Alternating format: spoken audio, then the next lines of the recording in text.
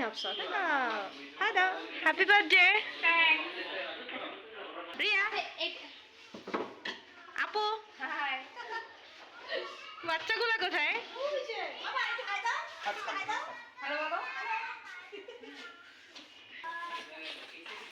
এটা ছিল হাফসার birthday celebration day.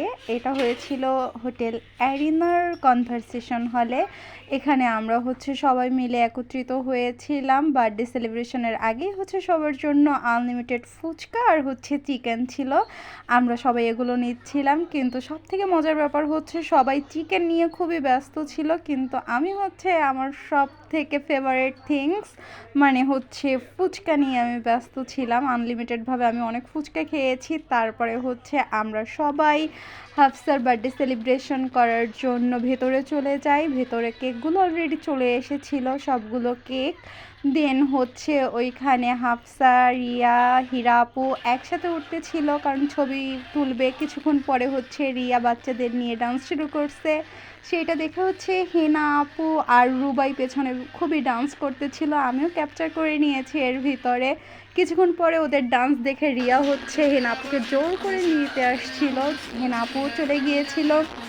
ওরা 4 ভাই বোন মিলে ডান্স করেছিল। আমাকে টেনে একদম নিয়ে গেছে। এটাই মনে হয় আমার ফার্স্ট কোনো প্রোগ্রাম যেখানে আমি আর রিয়া ডান্স করেছিলাম মোটামুটি বড় হওয়ার পরে।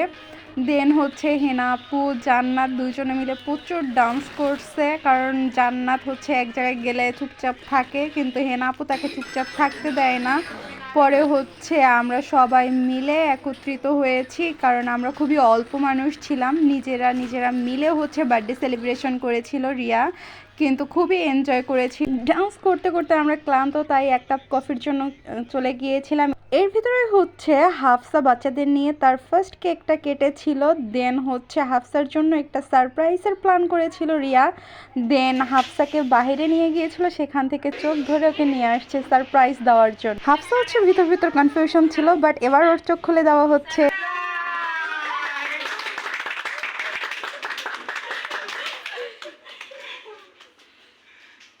সারপ্রাইজ দেখে হাফসা ভীষণ খুশি, সে পুরোই অবাক হয়ে গেছে এরকম সারপ্রাইজ পেয়ে। দেন তার জন্য আরও একটা সারপ্রাইজ রেডি ছিল, আর সেই সারপ্রাইজটা দেখে সে আরও অবাক, কারণ এই বয়সে সে একটা ডল পেয়েছে। সে খুবই খুশি হয়েছে।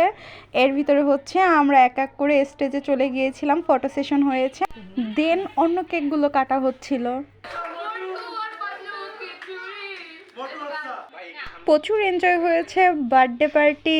এখন অলমোস্ট এন্ড, কেক কাটা শেষ। আমরা এখন যে যার মতো করে বাসায় চলে যাচ্ছি।